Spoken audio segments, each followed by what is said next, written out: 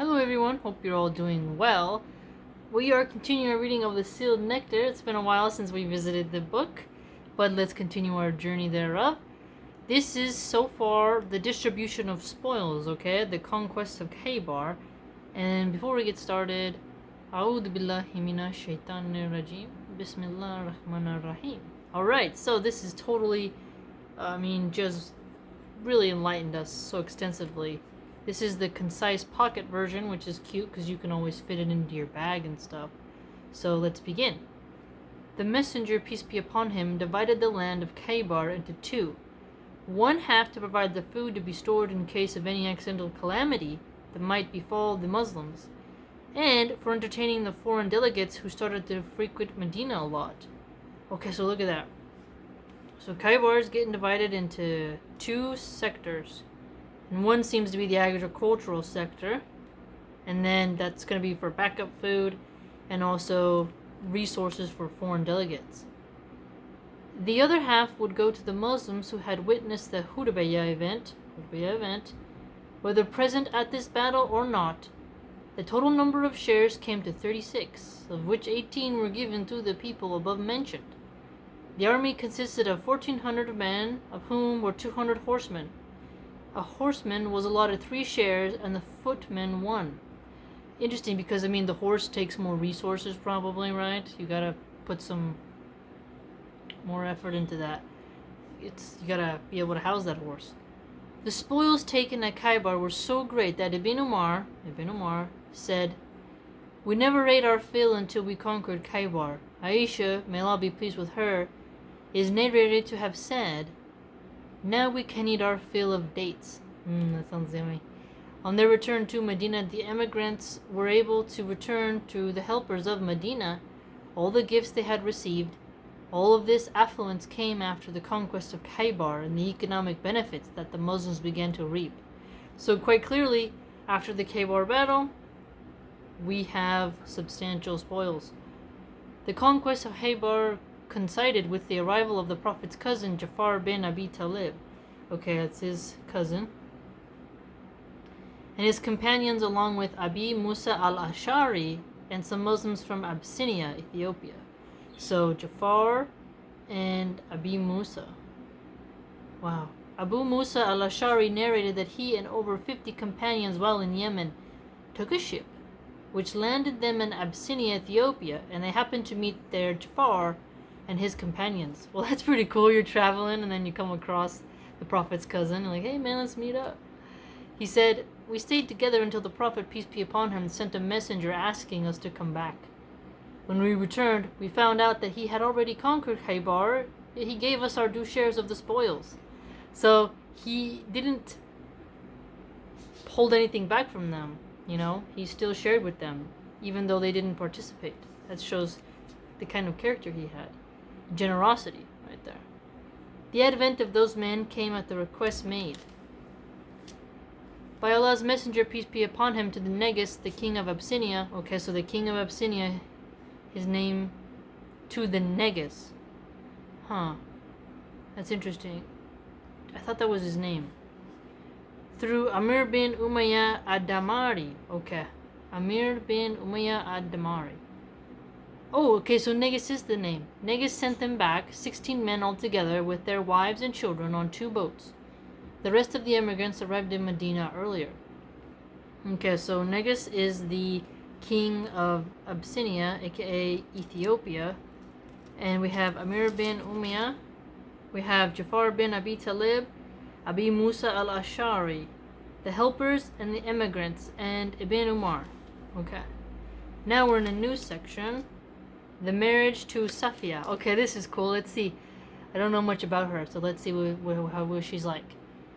In the same context, Safiya, whose husband Kinana bin Abdul Hukak was killed for treachery. Oh wow, look at that. Was taken as a captive and brought along with other prisoners of war. After the permission of the Prophet, peace be upon him, was sought, Dihya al-Kalbi. Okay, we have another name here. So Safiya had a traitor husband in the beginning. Wow. Chose one of them, and she appeared to be Safiya. The other Muslims, however, advised that Safiya, being the daughter of the chief of Bani Qurayza, and Bani Nadir should be married to the Prophet, peace be upon him, who agreed to their opinion, invited her to Islam, freed and took her as a wife on her embracing Islam. The wedding feast consisted of dates, fat, and barley, and was held on his way back to Medina at a spot called Sa'ad as-Sahaba.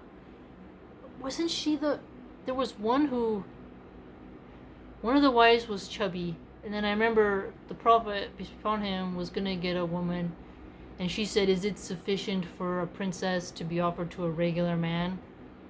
Who was she? This is interesting. But also in the hadith, a lot of them say that most of the wedding meals were quite simple, so you don't need to have a big fancy banquet. The poisoned sheep.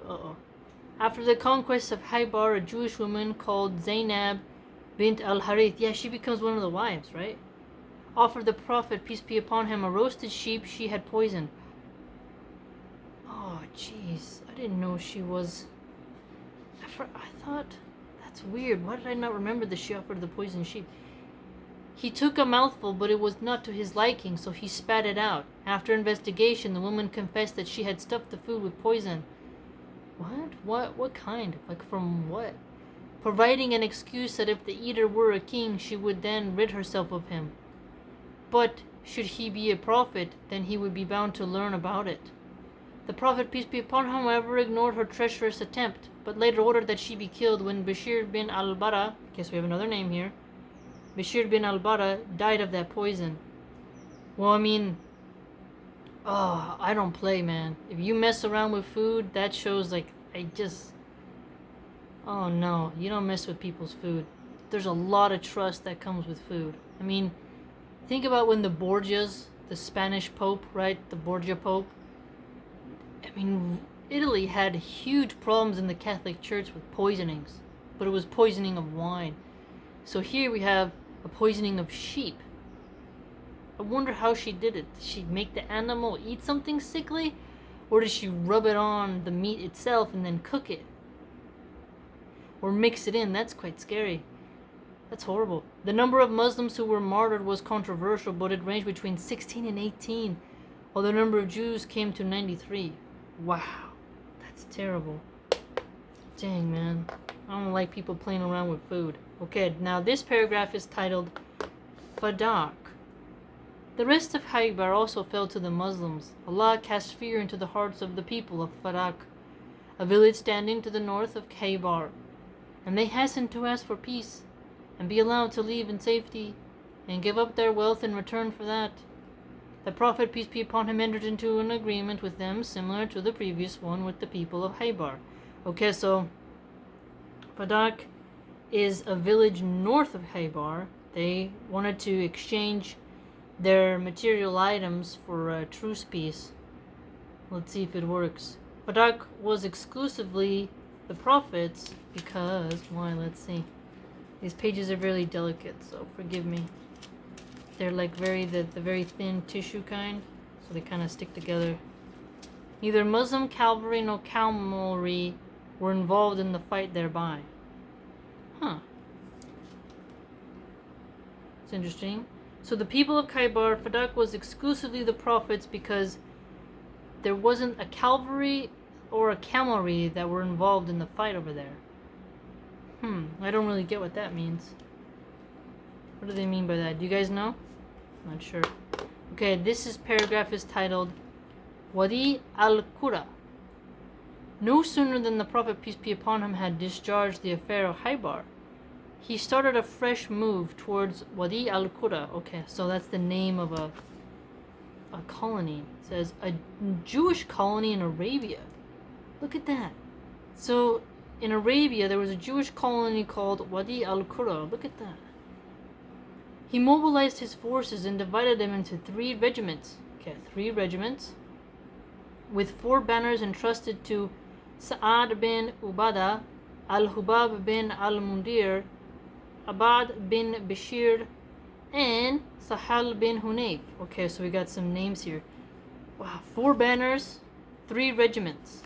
Look at that. Prior to fighting, he invited the Jews to embrace Islam, but all his words fell on deaf ears. 11 of the Jews were killed, one after another, and with each one newly killed, a fresh call was extended. inviting those people to profess the new faith. Fighting went on ceaselessly for approximately 2 days and resulted in full surrender of the Jews. Okay, so the Wadi Al Quran, Jewish colony in Arabia, ends up surrendering. They surrendered. 2 days, that's kind of quick. Their land was conquered. Conquered in 2 days. That's quite fast. And a lot of booty fell in the hands of the Muslims. The Prophet, peace be upon him, stayed in Wadi Al Quran for 4 days. Oh, I read a hadith that said he usually stayed for at least 3 days in a newly acquired territory. Distributed the booty amongst the Muslim fighters and reached an agreement with the Jews similar to that of Khaybar. Alright, so, that's cool, man. We learned so much about the landscape at the time. That's how you know you're reading a good book, is when it really educates you on just the whole mapping out of the area. Okay, now this paragraph is titled Taima. Let's see this. The Jews of Taima. Okay, hearing beforehand about the successive victories of the Muslims' army and the defeats of their brethren, the Jews had sustained, showed no resistance when the Prophet, peace be upon him, reached their location. On the contrary, they took the initiative and offered a sign to a reconciliation treaty, to the effect that they receive protection, but to pay tribute in return. Okay, so that's the difference, is they're paying tribute. The Jews of Taima pay tribute.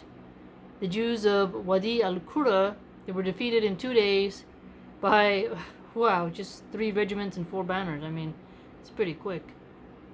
Having achieved his objective and subduing the Jews completely, the Prophet, peace be upon him, made his way back home and arrived in Medina in late Safar or early Rabiul Awwal 7 AH. Okay, so look at that date.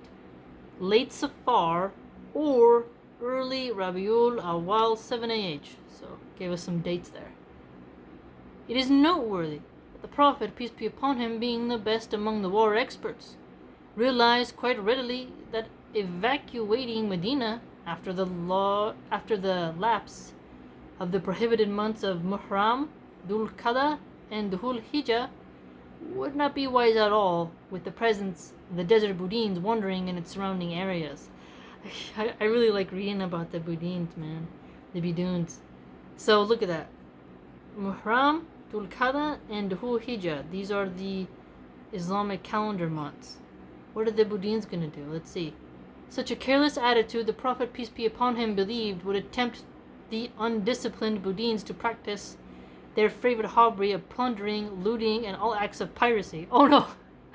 I don't know why I'm so fascinated with them, but they just... What do they think about, when they're out there in the desert and they're so free, they're so strong-willed, they're so survivalist. Wow, so they were a little bit very strong-willed it seemed, not as willing to listen. But it's like, I didn't realize that they did a sort of piracy movement too, so that's interesting. This caution always in mind, the Prophet, peace be upon him, dispatched Aban bin Sa'id. Okay, so look at that. We had several names, let's remember. Sa'd bin Ubadah, Hubab bin Al Mundhir, Abbad bin Bishr, and Sahl bin Hunaif. And now we have Aban bin Sa'id at the head of a platoon to discourage those Bedouins and prevent any attempt at raiding the headquarters. Okay, look at that. So the Prophet had to put Aban in charge of making sure that the Bedouins didn't. I don't know why, but it's just like, they fascinate me. I just love reading about them.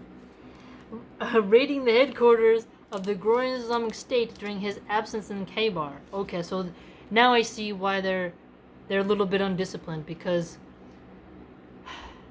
they'll want to plunder even their own side. So, yeah, you gotta watch them, right? Aban achieved his task successfully and joined the Prophet, peace be upon him, in Khaybar after it had been conquered. This most probably occurred in Safar 7 AH, as it was mentioned by Al-Bukhari. Okay, so the conquest of Khaybar was successful, and they got plenty of war tribute, quite clearly. The Jews of Taima wanted to pay tribute for protection, and the Bedouins had to be watched by Aban bin Sa'id, and the Jews of Wadi Al Quran were a Jewish colony in Arabia, and they were defeated in 2 days.